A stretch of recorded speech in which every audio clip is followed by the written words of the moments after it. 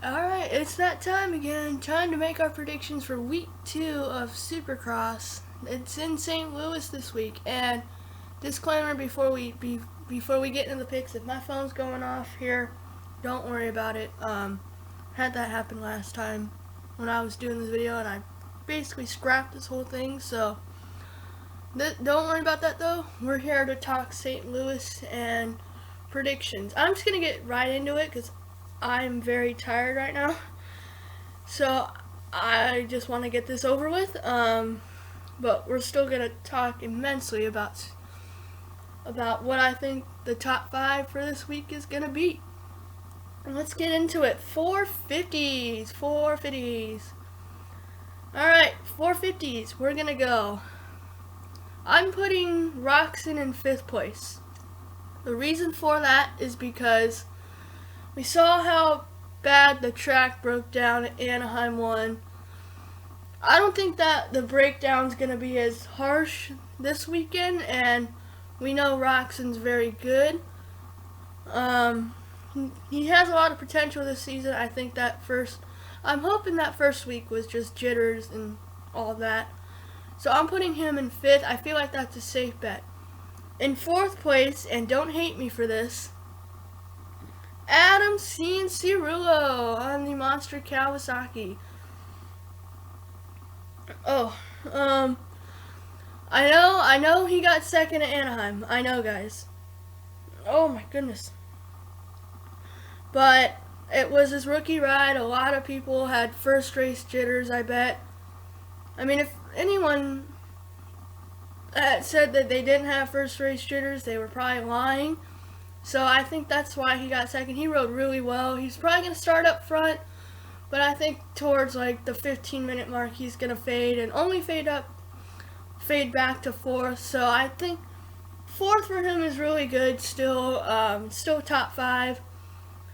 And yeah, I think Cianciarulo is going to finish a solid 4th place this weekend. Now we get into the podium spots. In 3rd place, I'm going to put our new points leader, Justin Bam Bam Barsha. He's back. And background noise are going on again. Sorry. It's just something you have to deal with for a YouTuber. He's back, guys. He's back. The only reason I put him in 3rd is because the next 2 guys we're going to talk about, I feel like, can do more than him this weekend. He's going to back it off a little bit. Say, hey, I don't need to win every single round, but I just need to be there in the top 4, in the top 3, whatever. So I think 3rd place, rounding out the podium, is still a really good finish for Justin. Alright, now we get into our top 2. And I know a lot of people are picking Cooper Webb to win. I'm not one of those people. I'm putting him in 2nd this week. We don't know, well, I don't know personally how healthy he's going to be after having flu-like symptoms at our first race at Anaheim. Because if you listen to him the whole day, he sounded like normal Cooper Webb, but he definitely did not look good at all. But he rode really great, like, come on. And then our 1st place, I feel like it's the safest bet this week. I'm putting another Monster Energy Kawasaki rider up there. I'm putting Eli. Eli is getting the win this week. The only reason why I say this is Eli Tomac has a really, really good record at St. Louis. He's won the last 2 times we've been there. He put a beat down to Ryan Dungey like 5-6 seconds. And then in 2018, the last time we were there, he put a 20-second beat down on Muscan and Anderson. He's just really good at St. Louis. What could you say? He's a safe pick this week just because of the venue, and that dirt fits him really well. This is one of his favorite spots, I bet, if you're winning there a lot. And yeah, I'm putting Tomac up at the top. And now, for anyone who doesn't want to hear the 250s, I do the 450s first because I know a lot of people don't like the 250s as much. They only want to hear the 450s. So if you don't want to hear the 250 talk, right now is a good place to click away. But we're now going to get into our 250 top 5. In 5th place, drum roll please, Alex Martin on the JGR Suzuki. Only because Missouri, I don't think is very far from Minnesota. I don't think it's very close to Minnesota, but it's kind of the same dirt. Putting St. Louis as a second round is really, really strange.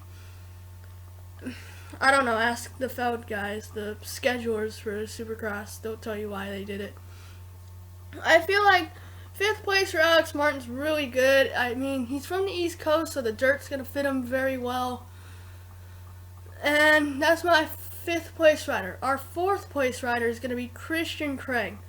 Christian Craig's going to get 4th this week, and he did really good. Kind of got that third handed to him with the Faulkner penalty, but still rode really good. For all that happened from the off-season, that was a really good ride for Mr. Christian Craig there. He did really good. Feel like 4th place is a safe bet for Christian Craig this week. 3rd place, we're going to put our other points leader, Justin Cooper. Justin Cooper's going to get a solid podium finish. But I think the next two guys, I think you guys know who they are. Ferrandis and Faulkner are going to be a little bit better than him. So in 2nd place, I'm putting Dylan Ferrandis. Ferrandis starts bite him all the time. Bit him in Anaheim 1. I think it's going to bite him again here. His riding coach, I believe it's Villeman. He's probably switching a ton of clutches this week just so he can get his starts down. I hope he gets his starts down. And, you know, he's going to get, if he gets a bad start, I think either way he's going to get 2nd, bad start or not. And that leaves us with our 1st place rider, none other than Austin Faulkner is going to win today. Not today, on Saturday. Looks really good. Would not have won Anaheim 1 if not for the mistake. Cooper would have passed him because Cooper was on it all night. And I think Faulkner, yeah, he's from Missouri, guys. Like, this is kind of a... Is he from Missouri? I believe he's from Missouri. So this is kind of a home race for him. And he's just going to dominate and go out there, put the beat down on these boys. And we're going to move on to Anaheim, too.